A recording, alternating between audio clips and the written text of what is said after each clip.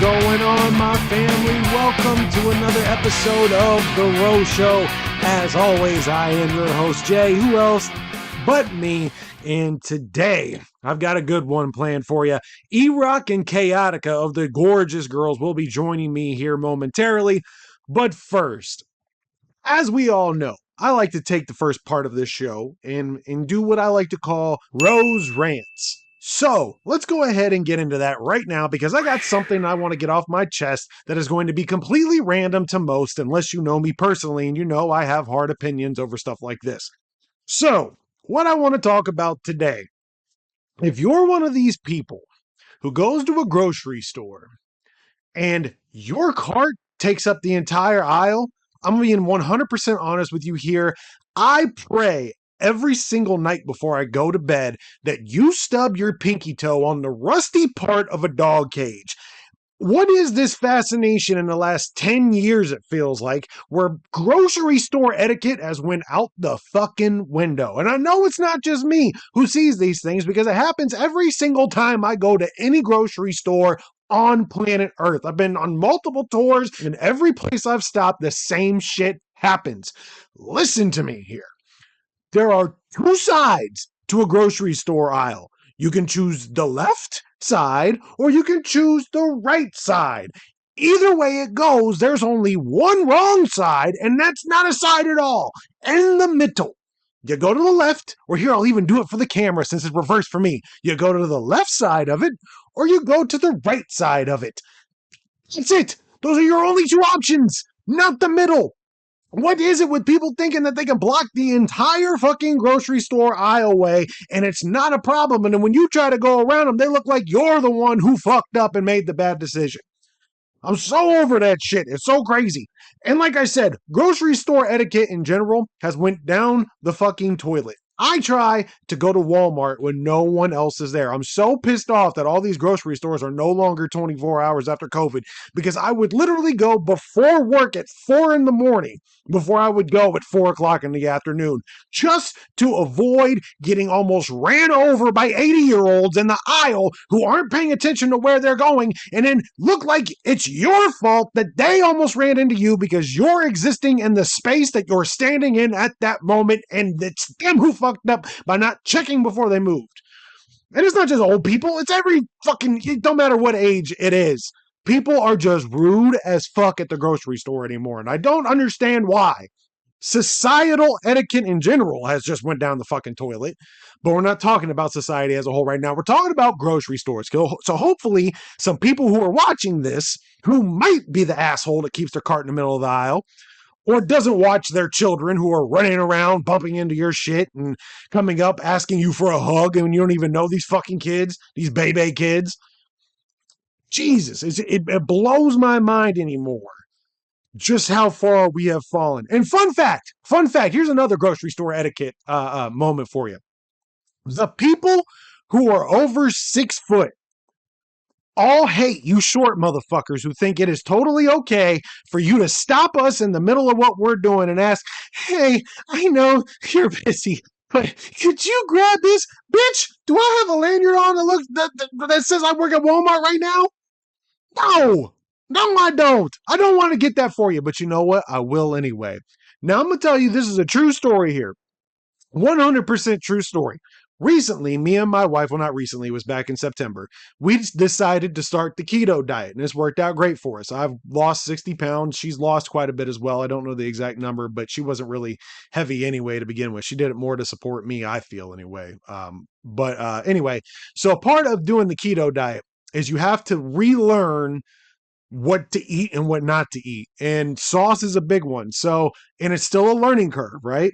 So one day, here's another thing I hate. I hate being asked to go to the grocery store for my wife because she always tells me it doesn't matter what kind you get, just as long as you get that. And then I bring it home and it's almost always fucking wrong anyway. So I'm already doing something I don't like doing, right? Which is getting something for her at the grocery store. Not only because I can't ever seem to get what she's looking for, but I have to deal with human beings, which we've already addressed I don't like doing. So anyway, I'm at the grocery looking for a certain kind of sugar-free barbecue sauce, I think it is. So I can't find it anywhere. I found other kinds that she's looking for, but I can't find the specific kind that she's looking for. So I call her up. I have the phone up to my ear, looking up at the shelf, having a discussion with my wife, trying to get her to guide me through which specific item she needs. Now, as this is happening, I feel a pair of eyes that are about a foot shorter than me looking up at me, and then looking back at the shelf, and then looking up to me and looking back at the shelf. Again, I am on my phone speaking to my wife, trying to find this. Looking up, looking back at me, look up, back at the shelf, back at me, back at the shelf. And then finally, I make eye contact because that's what she's trying to do anyway. And I just look over, and she goes, doesn't even speak. For the audio only people, she's whispering, can you get that? If you're not watching on the video version right now. So she goes, and of course, me trying my hardest to be a good citizen, I'm on my phone. I go, and she goes, again, this is a good part, audio only people, why you should watch the video version, because I'm showing you what's happening right now. So you're just going to miss that part. So anyway, I grab it off, give her item. She takes it and walks the fuck away. Doesn't even have the decency to mouth thank you to me. No, she just cut in the middle of my conversation, took the item, and fucking bolted. It took everything inside of me not to take my phone and aim for the crack of her fucking ass and throw it at her, tomahawk style. You're going to be a rude bitch, and you can't even say thank you. That's the shit that pisses me off. So anyway, this is completely out of the normal type of intro that I do, but this is the kind of rant you're going to get from here on out when I just have something on my mind that might come off as dumb, like grocery store etiquette, because I fucking had it. Absolutely had it. Anyway, so that's all I wanted to say. I had to get that off my chest. Thank you for coming to my TED Talk. So let's go ahead and start today's show after a word from my sponsor, Crazy Martins, and stick around for the end of it, because we have a special announcement coming your way that no Gorgeous Girl fan is going to want to miss. Let's go. All right, everybody, it's time to stop and let you know about today's sponsor of the show, Crazy Martins in Piqua, Ohio, one of my favorite places in the entire world to go to. Crazy Martins has provided their customers with quality products for over 20 years, from ashtrays to water pipes and everything in between. Stop in, check out their selection, and of course, check out their pinball machines. With over 20 pins to choose from, there is something for everyone. Crazy since 1996. I don't just say this about every place. I love going to Crazy Martins. I've always loved going to Crazy Martins ever since I was of age to go to Crazy Martins. It's one of my favorite places in the entire world. Me and my wife go there almost every Sunday to play pinball machines. It is one of the funnest spots in Ohio you could possibly find. It is in Piqua, Ohio. Check out their website at www.crazymartins.com.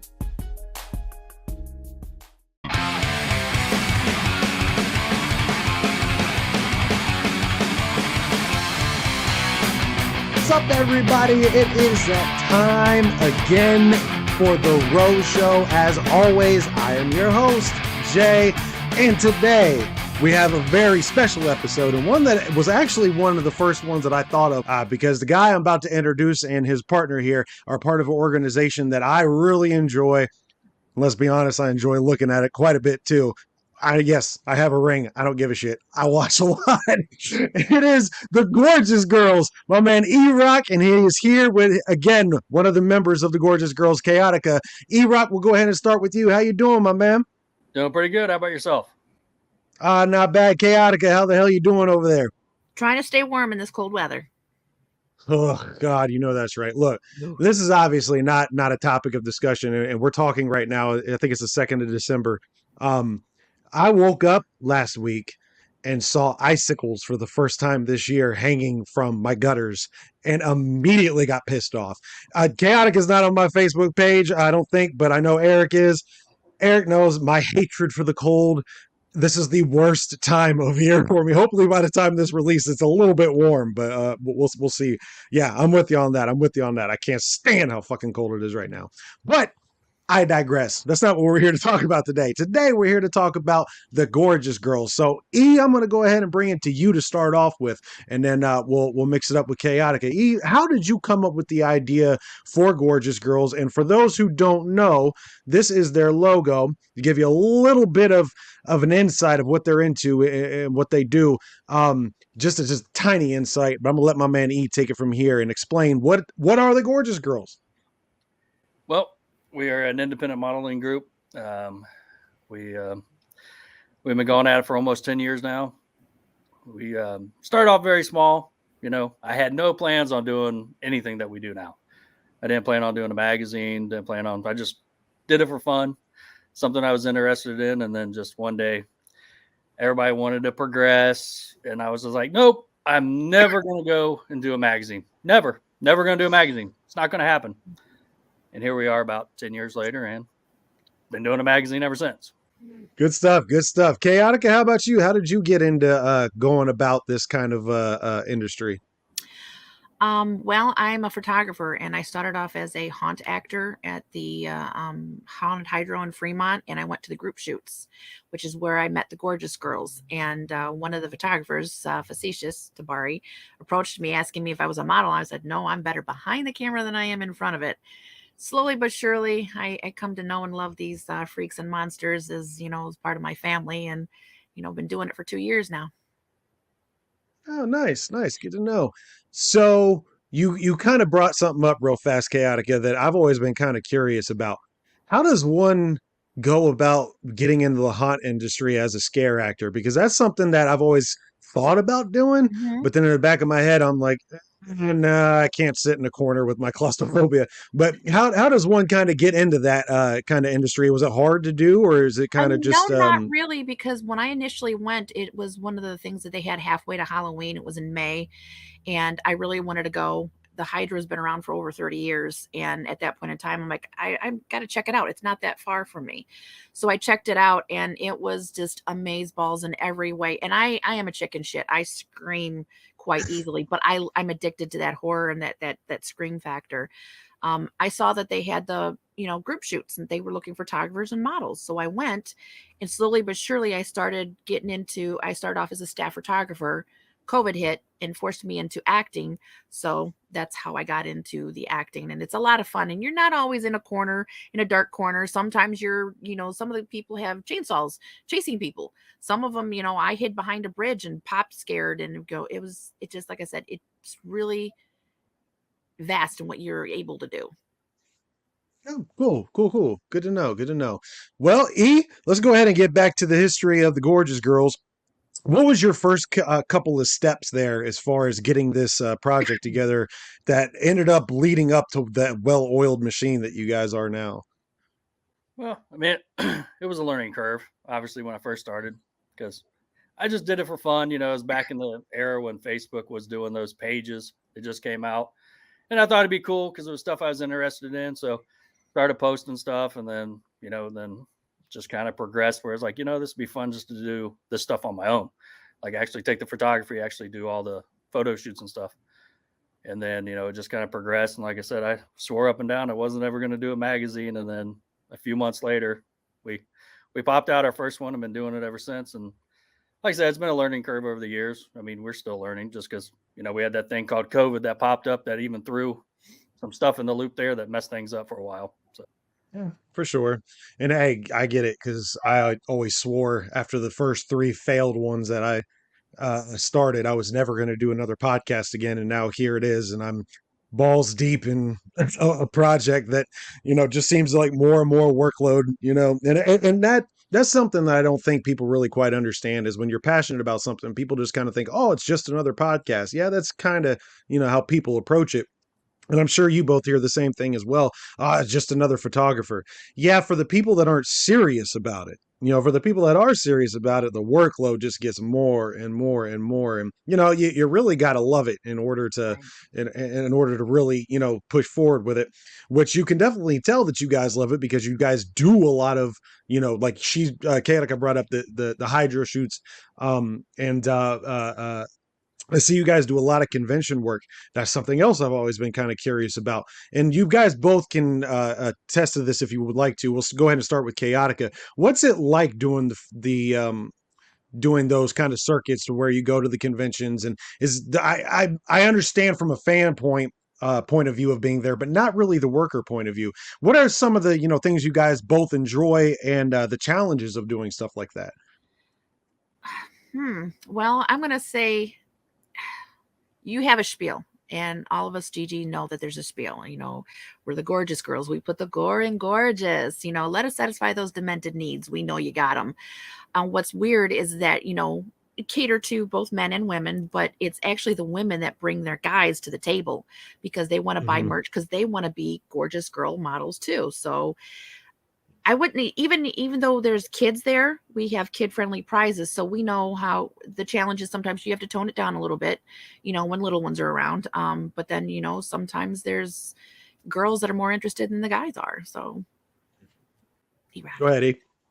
Oh, I thought she was doing it all for me. That's what I'm used to doing. I'm used to sitting back listening to them do all their spiel.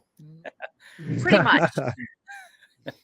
And sometimes if there's like a celebrity that comes by, sometimes we're all in the mix of, selling our stuff. And sometimes somebody like, Jericho walks by or Phil and Samo walks by and you're totally like freaking out. Like, oh my God, I'm supposed to be normal here. And after a while, even with Kane Hodder, like eRock, you get to know these faces and you cross paths quite frequently to where they become like normal people.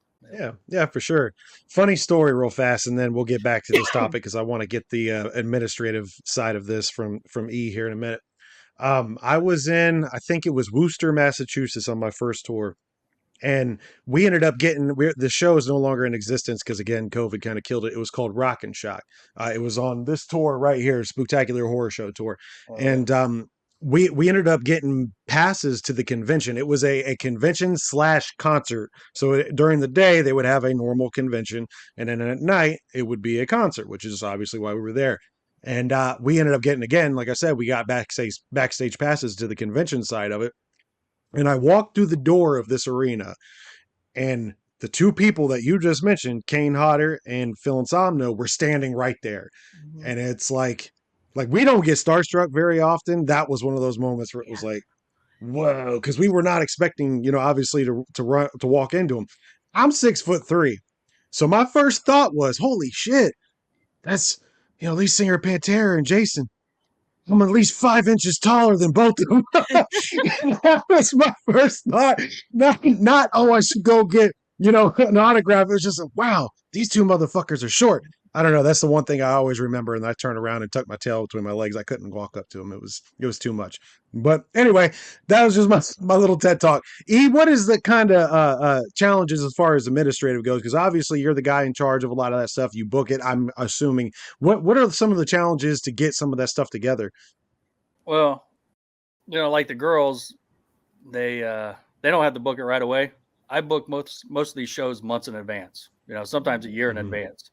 So like I've already put forth money and stuff already for our booths, whatever needs to be done, and we're not seeing nothing until the show comes. We don't see no revenue or anything back from that. So, it's a lot of overhead costs to prepare for these shows. And the same thing, I got to talk to their administrative people to make sure we're on par with what they want, make sure we're not overstepping, like she mentioned earlier, the kid friendly thing.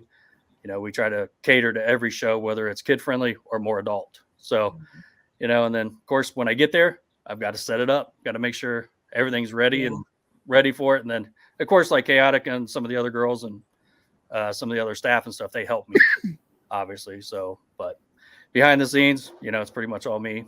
And then they just sit back and enjoy all of everything that we have to offer. Yeah, for sure. And I think that for me, when it comes to the kid friendly thing, because I get it.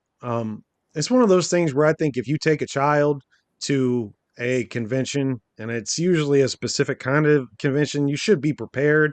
However, that's one of those things where, like you said, you've got to plan for that anyway, because you just never know, why take the chance of making someone upset, even if you are in the right, which you're in your element, you're doing that, what you're supposed to be, what you were booked to do there, so you're honoring your contract, but at the same time, it's a smart idea to kind of, keep that to a minimum. But so let's go ahead and run through a scenario here, because for some people that might not, or might not be familiar with your guys' work, you guys kind of go all out when you're at these conventions. And I know when I booked you for some of the shows that I booked before in the past too, it's full get up, no pants in some instances, which, hey, I love. I think that's great.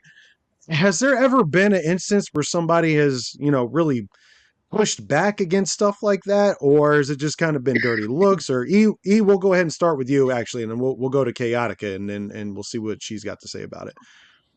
Yeah. One of the shows that we actually did together way back when, the owners of one of the establishments called me back in their office and gave me a talking to. Said we were having too much fun. And I'm like, this is what we're here to do. I was like, we can tone it back, but I was like, we're not doing anything wrong. But he just thought we were having too much fun. So then I came back out, and guess what? We just continued to do what we were doing before. I have a feeling out of one of the two or one of the three who it was, he probably has a similar haircut to me. He was kind of a killjoy, but that's okay. But yeah, that's you're gonna have that, I guess. How about you, Chaotica? I'm fairly new, but eRock can attest to this, is that every convention, there's always at least one GG story, There are times that we'll cause a clog of, people just, going by our table and clog things up and slow things down in the convention as far as traffic goes. And there are other times that, like, if it was one of the girls' birthdays and somebody was giving her a birthday spanking with a flog, and somebody complained, because that, there's kids involved, but at the same time, these kids are at a horror convention where there's blood, there's nudity, and there's people walking around with male appendages to their face. So you got to take the good with the bad. Yeah, that sounds like a little bit of salt on their shoulder on that one. Yeah. Somebody complaining because they're not. I'll leave that alone. But anyway. And I totally get that as well. And it sucks because it's like, you guys, at least from my experience anyway, it seems like you guys have always been more than willing to bring in people who are passing by and make them a part of it. So and again, kind of to what you just said, Chaotica, it's okay that you watch Jason and Freddy slash people into pieces, but you don't want to see somebody wearing a thong right in front of you. You know what I'm saying? It's just so dumb, but I hate using this word, but it's modern day Karenism. I can't stand the word Karen, but that's the definition of it. If you're going to be in a position like that where you're going to a convention, be prepared to see some stuff. And to, like I said, you guys are more than willing to, let people be involved in this stuff. Case in point, at the last show that I think I did with you, it was either last show or second. It was the second last show. My wife and her best friend, they got involved. I think her best friend ended up getting hung on the crap. What's the name of? You know exactly what I'm talking about. What is the name of that device? Oh, the rope harness. Shoot. Yeah, it was the rope harness that you guys had there. Yeah. I'll have to find a picture and put it up here as we're talking about this if I can. Yeah, but anyway, so yeah, you could get involved if you want to, but people just, they got to be shitty about it. It is what it is. So what are some of your guys' favorites events that you've done? And it doesn't have to be conventions. It could just be regular shoots. Chaotica, we'll start with you. What are some of your more favorite memories, and walk us through the time that you had doing it? I would have to say, I think it was when we were traveling. Was it when we were traveling to Atlanta?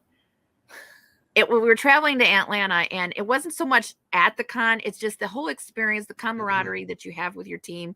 You spend a lot of time with each other, but we got a flat on the way down there, and somebody didn't have the key to their wheel. So we ended up getting a tow. So this is a big truck on top of a tow truck. He said, keep your lights down, because basically you're not supposed to be doing that. We were towed inside this truck on top of this truck just to get this wheel fixed. We were running a little late. We're all tired. We're all cranky, but I took a picture. It was raining at the same time. We're side, and it said 0 PSI. And one of the girls, the other girl models, Absinthe, goes, why does it say oopsie? So it became a little thing. It was an oopsie. Way to call me out. That is fucking good. Yeah, sorry. But it's one of my favorite memories. I don't know if you saw it or not. Immediately, he went whoop, right on the hat and put it down. That's actually funny because again, this was this was the best and worst time of my life. I know I've got a lot of passes on here, but this tour in particular was the best worst time of my life. We were in I think West Virginia, and at this point, we were about 4 weeks into the tour. We were all tired. Every single day, our RV broke down, and I'm not exaggerating. Every single day, the RV that we took on this tour broke down. We ended up spending about 10 grand after it all said and done just on repairs. But anyway, so we're stuck on a road in the middle of West Virginia. And we were expecting, because again, big RV full with 10 guys in a trailer behind us. We were expecting, a flatbed. They sent a regular ass truck with like the cross to tow us all the way there. And there's 10 of us, and this guy's got room for one. So we're like, okay, close the shades. We're just going to see what happens. So I was not in the front with the tow truck. It was actually our guitarist in the front. And I think our drummer was with them too because they all squeezed in there. They ended up informing us that multiple times during this ride, when we're all hiding out in the back, multiple times we almost veered off to the side and almost died multiple times. Yeah. I think if you're in the entertainment industry and you don't have a shady tow truck story, man, you ain't done it right yet. Right. Eric, how about you, man? What's some good memories you got? I've got quite a few. I mean, that's obviously one of them because that was kind of embarrassing on my part that I didn't have the piece that we need to fix things, and then because I'm supposed to be the one that has everything, right? So Oopsie. yeah. But yeah, like going back to the early days, like doing the shows with you guys and Twisted and so forth. Those were a blast. But it's much different than what we do nowadays because we don't do so much of those live events anymore. We're doing the conventions and stuff. So, I mean, meeting the celebrities is cool, but I've done it for so long that, I'm not starstruck like most people are. Like the girls get starstruck. I don't get so starstruck anymore, But, I've quite a few, some that probably shouldn't share with people, and then some, that obviously are. But, me and Kane, Hotter, we've gotten along over the years. We've been in a movie together, Killer Goats. So some of my best stories are with him, like after hours, him just goofing off and some of the shenanigans and stuff that he pulls and stuff towards me and other people, obviously. So if you've ever been in the industry and been at the convention, seen him after hours, he's all right. He's a good guy. He's fun. So, but We're giving out the scooters. I'm trying to avoid any more things that are going to make me look funny. But all right, we'll talk about those scooters because that is one. Yeah. We got plenty of time, my friend. We got plenty of time. Go right ahead. So the Columbus. Well, this is the first scooter incident. There's been a couple other ones, but this is the worst one. So I don't remember a whole lot about the scooters. I remember falling a few times. And I know one time was super hard, like really hard. I landed pretty hard. But, I was okay. I'm still here. I'm still living. But I didn't want to stop. I just kept wanting to scoot around town, downtown Columbus. We went to a bar, was drinking. I know I kicked ass at cornhole. I do remember that. Then I remember falling a couple times and stories being told about me falling and not wanting to go back while everybody wanted to go. I kept on going. And I made Absinthe Widow go around with me against her will, but she did to make sure I was safe. I hit a pothole and I went face first over top of it. That was the hard one. And then a couple other times I landed in the street. It was about 5 or 6 times I fell down. How fast do those things go? Because I've never rode one before. They go pretty quick. I can't put an exact speed, but I say they go at least 20 miles an hour. Them things fly. Oh, shit. Yeah, because the first couple times you're on them, you feel uneasy because they're flying you're on a sidewalk, and then there's people walking down because it's public, So yeah, it's fun. That's crazy. You would think they wouldn't want people doing that for reasons you just listed, but hey, who am I to judge? It is what it is. So you guys brought it up a little bit earlier, and this is something that is all new information to me. The haunted hydro. What exactly is the haunted hydro? Because I see you guys talking about it all the time. I see you post about it. E, we'll go ahead and start with you. And Chaotica, you said that's how you met him. So I would like to kind of get into that part of your story when we get there. But E, what exactly is it? Go ahead and walk us through that because it's always cool to see what comes out of that place. Yeah. Well, I don't know, it was about like 8 years ago, 9 years ago, they started group shoots there. So, we caught wind of it. We went up there. It's a place where photographers and models can come together and just come up with their, concepts and then do photo shoots using the haunted hydro property. So we went there, hit it off really well with the owners at the time. The owners, Bob and Beth Turner.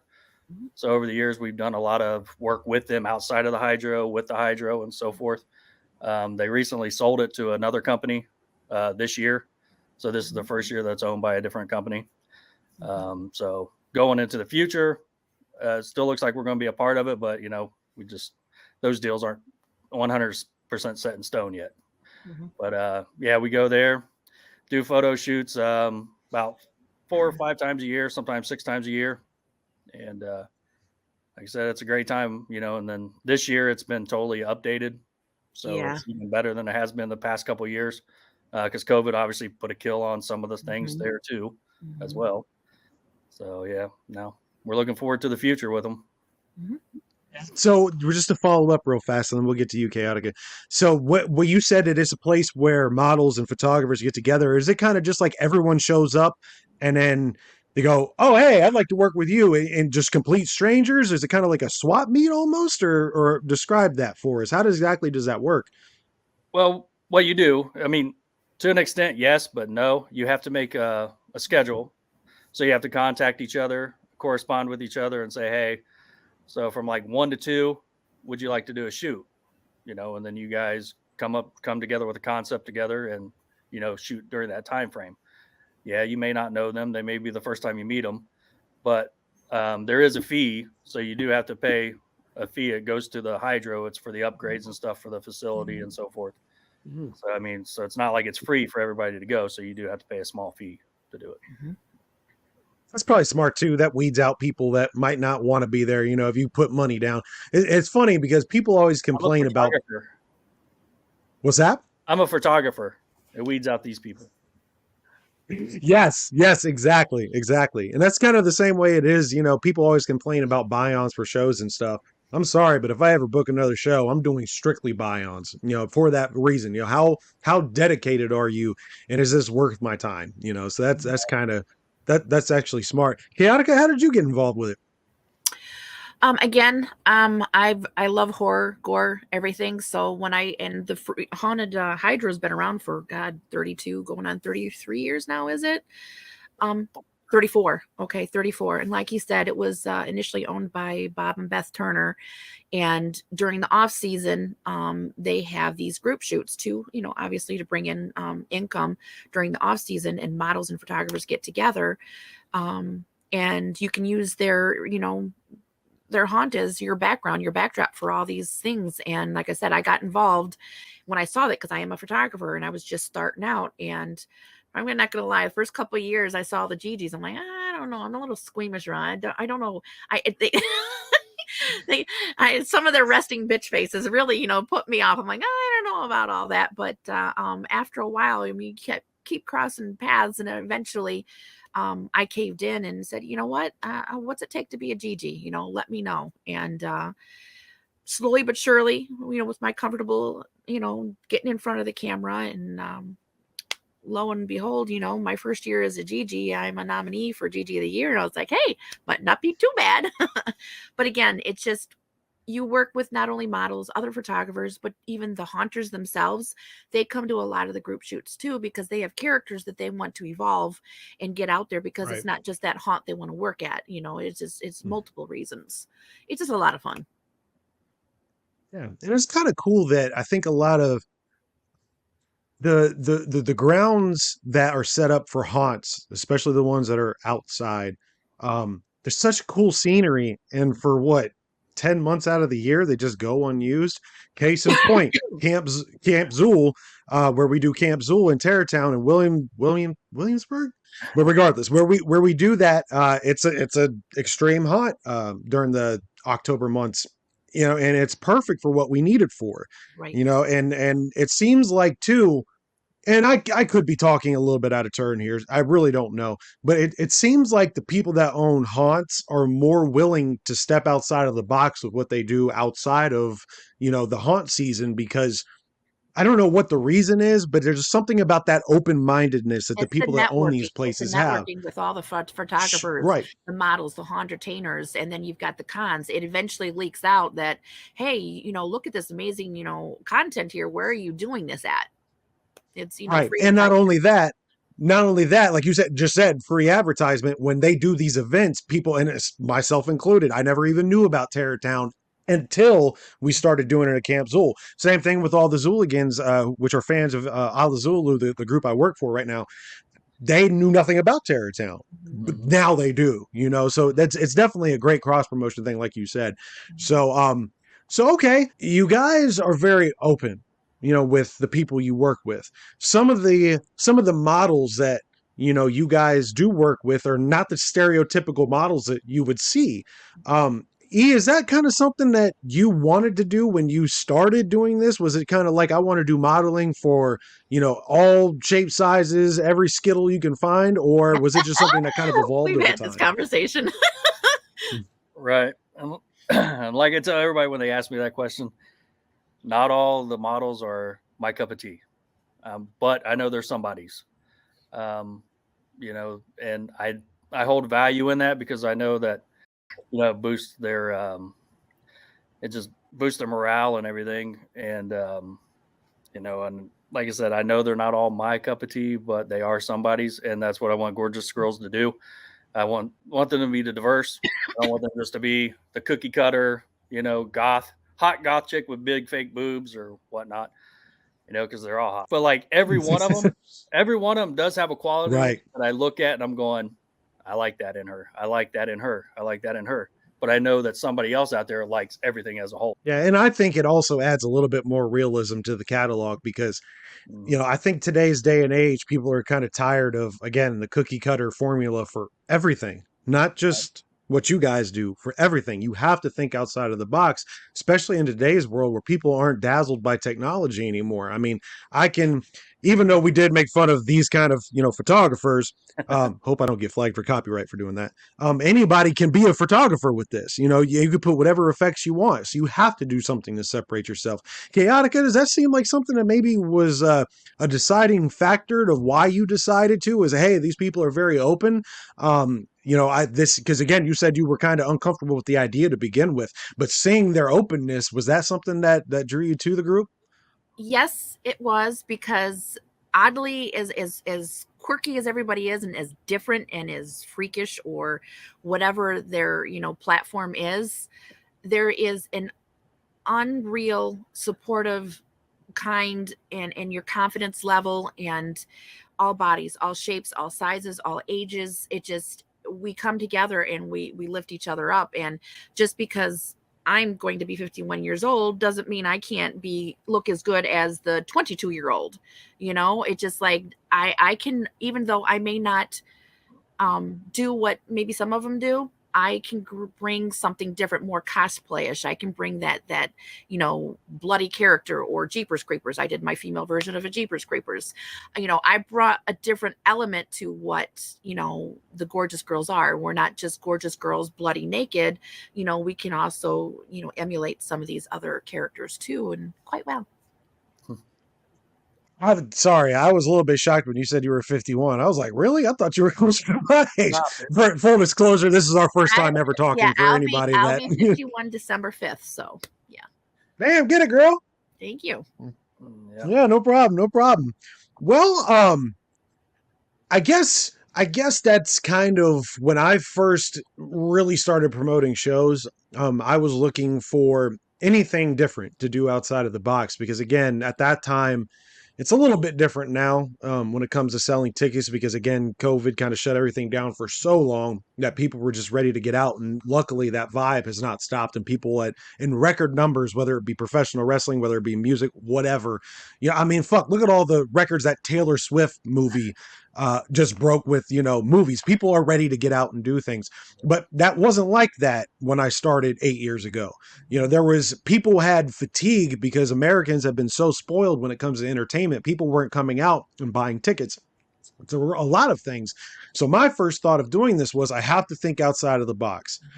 And when I first looked at the Goregous Girls catalog, honestly, that's what drew me, that's what drew me to you to begin with, because it was like, okay, yes, you guys, yeah, I wouldn't by any means consider you guys a juggalo group by any means. I'm not even trying to apply that. However, your imagery matches up to what we were, doing back then for some of these shows. Granted, I wasn't booking juggalo shows every event, but it was majority at the time. So I was looking for to do something different, and I saw your catalog, and I was like, oh shit, these guys are presenting something different. It doesn't help to have a little bit of skin showed at the show, Bloody TNA. but it worked. Yeah, a little bit of boobs, a little bit of boobs. It's okay, ain't no wrong with that. But yeah, that's what drew me to you. That's my long-winded way of saying that. Have you guys seen any challenges? Because again, I know we live in a very toxic state, and we don't have to dwell on this too much. But have you guys seen any challenges with crowd control when it comes to your social media, or people making lewd comments about that kind of catalog that you do have of such diverse people? Because again, we live in a day where people just want to talk shit about anything and everything, and it seems like unfortunately you guys might be a huge target for that. Oh yeah. Yeah, over the years, here recently, it hasn't been quite as bad. But I mean, obviously, if I look back over the years, there's been a variation of all. I mean, religious groups that get on there, religious people, saying that what we're doing is wrong. Obviously, people degrading the fact that some of the women are larger or too skinny. Even I've even had the ones where they're too skinny. It's just, or they look like trailer park trash. I've heard it all. I mean, it's been a wide variety over the years, but it's not so much recently. I think it's just because I think we have a reputation that's not as bad as maybe it was earlier when nobody knew us. But as we come up, I think a lot of people that's following us. But like I said, still occasionally we still get those haters out there. But it is what it is. How about you, Chaotica? I can't say that there's really been too much negativity on it. I haven't experienced it. Because the type, what we service and the venues we go to, it's expected. So it's not like, other than, like I said, occasionally, a kid walks by and mom's complaining, or covering, or the boy or the girlfriend's covering the boy's eyes, his boyfriend's eyes as they cross over. It's little stuff, but I really can't say that I've heard anything really bad or negative. One recent show, there was like you would have called him, a Karen, was walking by and had to make a stupid comment every time they walked by. Yeah. Every time they walked by, would call like tramps, whores, whatever the case may be. But we just shrug it off, keep on doing our thing. Yeah, and it's funny, especially when it comes to religious thing, and obviously it's been like this since the beginning of time, but it's funny. I go to church every single Sunday, and I don't usually admit that because I just don't want to hear the opposite end of that. Right. You're not, you know what I'm saying? Because it's yes, I have certain tastes that don't exactly align up with that, but I normally just, if it comes to a point where we do get in a discussion like that, I'd be like, oh, so you're the one that they're talking about who can throw the first stone. Oh, I've been waiting my whole life to meet you. They leave out that part where you ain't supposed to judge nobody. Right. And, I think a lot of that is more insecurity. Again, kind of back what we were talking about, at the beginning of this. That's other people's insecurities, shining through. I'll never forget, again, same damn tour. I was in Albuquerque, New Mexico, and the first time. I've been there twice, but the first time I was there, and there's a video of this. We actually got picketed for the first time in my life by religious people, and these three, they were either Mexican or Native American guys. I'm not real sure their nationality because, again, Albuquerque, New Mexico, it's hard to really tell out there. And I'm Puerto Rican, so I can say that. Everybody thinks it, but it's okay. But they were all out there with bullhorns and signs that, were obviously telling everybody in line, and, the people that were there to perform were all going to burn in hell. I ended up walking over to one of them. I'm like, bro, has this ever worked? And he goes, no. Well, how long you been doing this? Every show. For how long? 10 years. 10 years? So every single show they're out there telling people they're going to burn in hell never worked. Not one time. Not one person has ever been like, you know what? You're right. That's a great. I should go home right now and get my Bible. What are you doing besides trying to influence people to make yourself feel good? You're not doing it to make anyone else. You're not doing it for anybody's salvation. You're not doing it because it's the right thing to do. You're doing it so you can point your finger and feel like you're superior. And that's what irritates me. And luckily, and they're obviously not paying me to say this. This isn't even the route I thought we were going to go. The church I go to is in Pickwick called Kingdom Life. We have anybody can walk through the doors. Mm-hmm. Anybody. Doesn't matter who you are. Doesn't matter your nationality. Whatever. It does not matter. You know, and we talk about this all the time because I don't change who I am when I walk through those church doors. I'm wearing the same shirts that I would wear. I tone it down a little bit. Like I'm not wearing the Kill Switch Engage shirt to church. You know what I'm saying? I got a little bit more sense than that. But I am not buying a new shirt for church. I'm still going to wear what I want to wear. Not one time in the 2 years that I've been there has anybody ever said anything to me. So for those that, want, something else. And again, I'll get off this in a second because this isn't a PSA for religion. There are places out there, that will accept you. Trust me on that one. But again, we're going to get off that. Go ahead. Himself, so. Exactly. That's what people don't understand. The people that ticket the shows and tell you're going to burn in hell, they would have been the ones that would have gotten a table kicked over on them by Jesus. But exactly. I digress. Well, we're pushing on 40 minutes here, so we'll go ahead and wrap this up a little bit. Chaotica, we'll go ahead and start with you, and then E will go with you. Why don't we go ahead and plug some socials and websites and all that stuff? Chaotica? I'm Chaotica. You can find me on TikTok, Facebook, and Instagram. And I do have a calendar out that you can find out on the website. So yeah, doing me. That's it. You go ahead. Well, our main website obviously is goregousgirls.com. Our Facebook is iHeartGore because, over the years, they banned us so many times that they banned our name off Facebook. So I had to go with our slogan. Stupid. Yeah, had to go with our slogan, iHeartGore. But for Instagram, we've been banned a couple of times, but we were able to get it back or keep our name at least. So it's still Goregous Girls on there as well. And then we got Twitter and all the other ones that are all Goregous Girls also. Mm-hmm. So the only one that's different is the Facebook, and we're iHeartGore on it. Awesome. Well, thank you guys both for being here with me today. Chaotica, great meeting you. E, I don't think I've seen you 5-6 years, something like that. I think it's been. So it's been an absolute pleasure, and I appreciate you guys taking the time today. Appreciate it. You know what that means? We need to do another show sometime soon. There you go. Oh, hey, we will. We'll talk off air because I've got coming up. So yeah, there you go. I've got some ideas too. So we'll chat here in a little bit once we get off air. Thanks, guys. I appreciate you. Thank you. I appreciate you. Take care. All right, everybody. Welcome back. Thank you for checking out today's first ever live premiere. I hope you really enjoyed it because I know I had a good time recording it. And today I have the special privilege of announcing for the second time the Gorgeous Girl of the Year 2023. Obviously, this isn't my first time announcing the 2023 winner, but this is my second time announcing and having the honor of telling you who is the winner of Gorgeous Girl of the Year. And it is, drum roll, today's special guest, Chaotica. Congratulations very much. I've been watching the page since we got connected. Well deserved. And again, congratulations. Thank you for joining me on today's episode. We will see you guys next time.